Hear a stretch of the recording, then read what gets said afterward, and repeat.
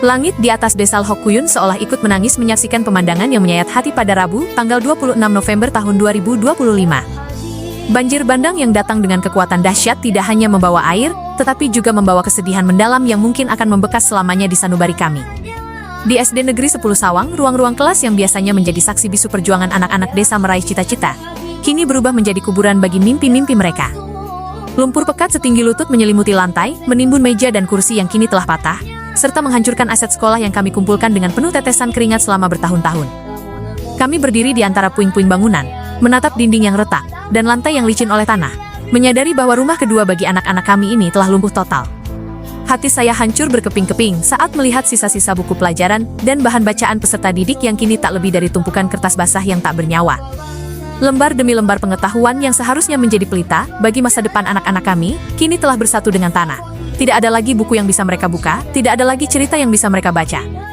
Literasi yang kami bangun dengan susah payah di pelosok Aceh Utara ini seolah hanyut begitu saja ditelan arus deras, menyisakan tatapan kosong dari para guru dan orang tua yang tak berdaya melihat harta karun ilmu milik anak-anak mereka musnah dalam sekejap mata. Lemari perpustakaan yang kami banggakan kini hancur, menyisakan bau kertas basah dan lumpur yang menyengat, menjadi saksi betapa pendidikan di desa kami sedang berada di titik nadir. Penderitaan kami terasa kian sempurna dan menyedihkan dengan hilangnya nadi kehidupan utama desa kami. Titik gantung Lhokkuyun Lhok Gajah, satu-satunya jembatan yang menghubungkan Kabupaten Aceh Utara dengan Bireuen, kini telah lenyap, putus total, dan hanyut terbawa amukan sungai. Jembatan itu bukan sekadar tumpukan baja dan kayu. Bagi kami, itu adalah tali pusar yang menyambung napas ekonomi dan pendidikan. Kini, warga terisolasi dalam duka yang mencekam. Orang sakit tak bisa dibawa ke rumah sakit karena ketiadaan akses, petani hanya bisa meratapi hasil bumi yang membusuk karena tak bisa dipasarkan, dan yang paling memilukan, anak-anak kami kini kehilangan akses total menuju sekolah. Mereka berdiri di tepian sungai yang airnya masih bergejolak, menatap ke seberang dengan air mata berlinang, menyadari bahwa jalan fisik menuju masa depan mereka telah terputus oleh sungai yang ganas. Keadaan ini sungguh melumpuhkan martabat dan harapan kami sebagai pendidik.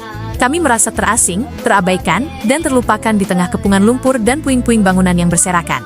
Sebagai kepala sekolah, saya, Husaimi SPD, dengan suara parau yang menahan tangis dan hati yang bersimbah duka, memohon dengan segala kerendahan hati kepada Bapak Kepala Dinas Pendidikan dan Kebudayaan Aceh Utara, Bapak Bupati Aceh Utara, Bapak Gubernur Aceh, hingga Bapak Presiden Republik Indonesia. Lihatlah kami di sini, di ujung Kecamatan Sawang yang kini terisolasi dari dunia luar. Kami memohon bantuan nyata untuk pemulihan bangunan sekolah yang sudah tidak layak pakai, pengadaan kembali alat peraga dan buku-buku yang telah hanyut, serta yang paling mendesak adalah pembangunan kembali titik gantung kami. Tanpa jembatan itu, gedung sekolah yang diperbaiki sekalipun akan tetap kosong tanpa siswa. Setiap menit yang berlalu tanpa adanya kepastian bantuan adalah penderitaan panjang yang menyiksa bagi seluruh warga Lhokkuyun. Kami tidak lagi butuh sekadar kata-kata prihatin atau kunjungan seremonial. Kami butuh kepastian bahwa masa depan anak-anak kami tidak akan ikut hanyut dan terkubur selamanya di bawah lapisan lumpur pekat banjir bandang ini. Tolonglah, jangan biarkan api semangat pendidikan di SD Negeri 10 Sawang padam selamanya hanya karena keterbatasan infrastruktur dan ketiadaan akses yang tak kunjung diperhatikan.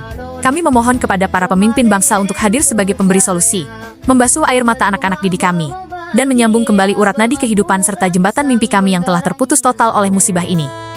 Harapan kami kini hanya bertumpu pada kebijakan dan kemurahan hati Bapak sekalian untuk mengembalikan senyum di wajah generasi penerus bangsa di desa Lhokkuyun.